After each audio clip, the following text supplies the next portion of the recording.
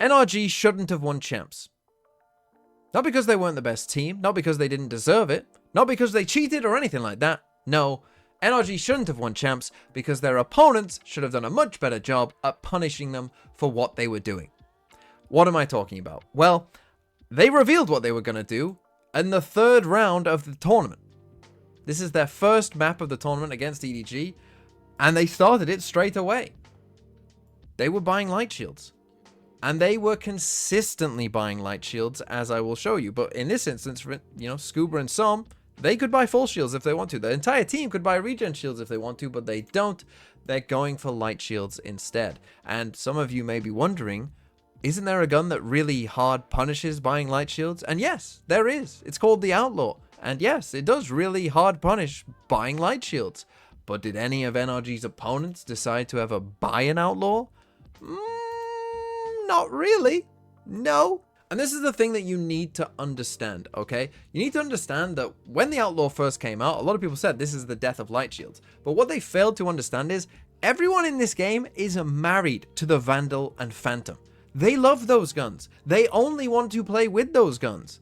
And people will not buy an Outlaw even when a team like NRG shows like, hey, if you buy an Outlaw against us, you'll have a lot of success, probably. People still won't do it. Because they love the Vandal and Phantom way too much. And interestingly, it's NRG, the team who perhaps showed to everyone else, hey, if you pick some of these other guns sometimes, you might find a lot of success with it, i.e. Brock's Odin, right? If you put time into these other guns, they're also pretty good as well.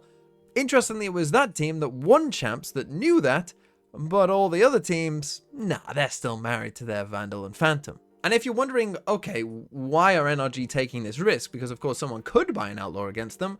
Well, let's take a look at the round we were just talking about. This third round here between NRG and EDG. This is actually a round that they lose, right? So it's actually not a good point. You might be like, so see, light shields don't work, TMV.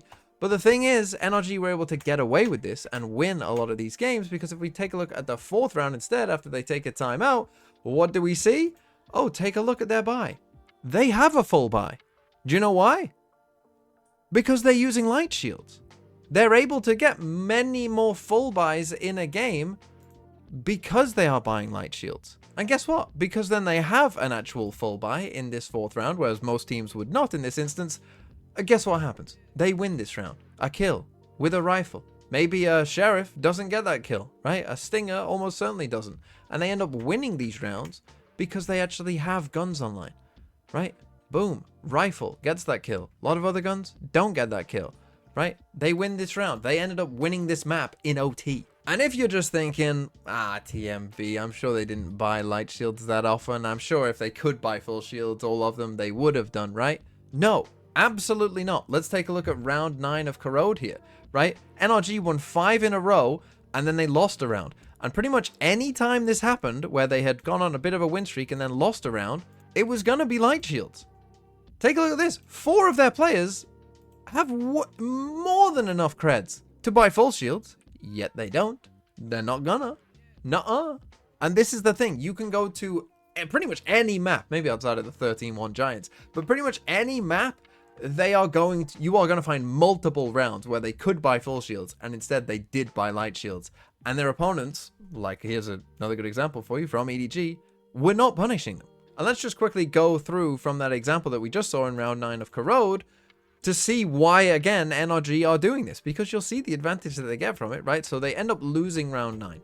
Okay, so NRG, they go for their light shields, they lose round 9. Let's take a look at their round 10 buy, though. Oh, full buy. Light shields again across the board. Did EDG punish this? No. But hey, NRG, they're still claiming the benefits. Let's take a look at this one. They actually lose this round as well. So EDG get a second round in a row on the board. That's actually 3 in a row from the first one that they lost, right? So that's 3 in a row for EDG. NRG take a timeout. You take a look at how this is going. Oh, well, they've won 3 in a row. Surely they're saving now, right? 3 in a row. Nope. Still buying. Did EDG punish it? Nope. And now guess what happens? Now, NRG managed to win the round. Right? They're the one that are winning the round. And again, this for, most teams. Hey, took a look. Oh, they're using a judge as well. Right? We're using a non-Vandal Phantom gun and getting 2 kills and winning a crucial round. And if you watched NRG's champs run, you will know NRG won an exceeding amount of games by very close margins. Now, this isn't to say that they will never ever buy full shields, okay? There are certain circumstances where they will buy full shields, like here, this is against EDG on Abyss, and you can see that they've won 5 rounds in a row, okay? So at this point, they do have a lot of money in the back.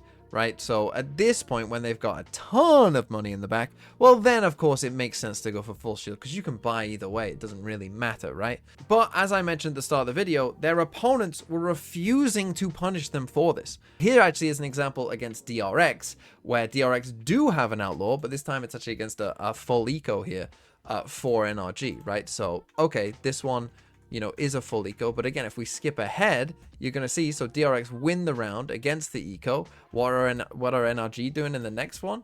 Well, take a look here. Light shields. Again, of course. And again, they can, you know, 4 of them can buy full shields if they want to, but they're not because they're NRG. But DRX had an outlaw. They dropped it. They didn't want it. You don't want an outlaw against that? I would. To be fair, I'm being harsh on DRX here because actually they were the one team that did actually buy an outlaw in certain circumstances. There was 3 or 4 occasions where in full gun rounds the NRG, you know, had economy that looked like this, that they actually did go and buy an outlaw. But that's the crucial part that I want to talk about here, is that when you're DRX and you're looking at the overall economy for NRG in these rounds, it looks like they can buy full shields. So perhaps the player's natural instinct is, well, they can buy full shield, so I'm not gonna buy an outlaw. But as we know, NRG, pretty much any chance they got, were choosing to save the creds really any time they could. And you'll see that DRX actually, because they were the one team that actually did decide to do this sometimes, were able to find some advantages from it. And again, I went through all of NRG's champs rounds and took a look at how often they were doing this, and it was all the time. But their opponents only bought an outlaw like 5 times in these sorts of rounds where it's full buy rounds. And most of that was DRX. DRX seemed to be the only team that was aware of this whatsoever. And here is an example on round number 18. You can see we've gone kind of a bit back and forth here. Here's an example where NRG, you know, do have 3 of their players with light shields again. But you take a look at Flashback, he has actually bought an outlaw. And guess what happens at the end of this round? As Bane's there to meet him, gets another. Not able to connect onto the 3rd, and there is the outlaw. Flashback connects. Brock in the face of 3, cannot convert. I know, it's a Christmas miracle. The outlaw is good against light shields. Why didn't someone say that? Right, why didn't someone tell these teams that that was the case? But actually, if we carry on with that game here, so we come to the very next round, it's actually an eco here for NRG, and Flashback has kept his outlaw. Now, if we take a look at what happens in this game, in this round, sorry, you're not going to believe what happens, but the outlaw, it turns out, is pretty good, and it gets a kill. Who would have thought, right? And DRX end up winning this round against the eco, but you'll never guess what NRG do in the next round, right? So, I mean, mamma mia, here I go again. You know, light shields, here we go. But this time, they dropped the outlaw. Why? I don't know. But they did, and you'll never guess what happens. NRG end up winning this round. Now, I'm not saying that NRG would have, you know, lost this round if they had an outlaw here, DRX. I'm not saying that that would have been the case, because, of course, you don't know how it would have played out. But I do know that most teams, almost all teams, DRX were the only team to even try. They were the only team to even try this, which I think is absolutely criminal. When you've got an entire team who's telling you, buy an outlaw against us, and only one team even tried it. And the thing is, DRX being the one team who actually tried it, found benefits from it as well that are not just related to outlaw go kill against, you know, light shields. Because take a look at the 3rd map of their game here on Lotus, it's 5-0 to DRX, they're doing well. Guess what NRG are doing? Yeah, they're buying light shields, who would have thought? But Flashback actually is again buying an outlaw here when, you know, he could buy something else if he wanted to. And guess what? They're gonna go and win this round. Oh, guess what? He gets the first kill with an outlaw. What a novel concept that is, right? They end up winning this round, DRX, okay? So they win the round, good for them. We're all happy, right? We then play against an eco. And again, we got Flashback keeping his outlaw, right? NRG are now on a full, you know, it's rough, you know, they're on a full eco here. And what this means, though, is by the time we get to round number 8, DRX have bought an outlaw enough to where NRG finally give up.